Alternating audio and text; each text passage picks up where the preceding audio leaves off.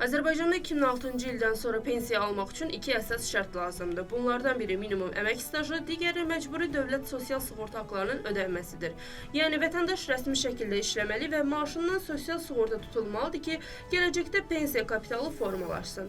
Bəzi vətəndaşların işlədikləri dövrdə rəsmi qeydiyyat və sığorta ödənişi yoxdur.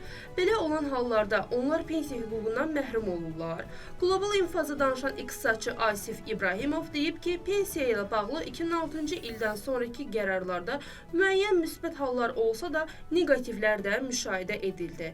Əksər Azərbaycan vətəndaşlarının əmək fəaliyyəti rəsmiləşdirildi və ondan müvafiq sosial tutulmalar həyata keçirildi.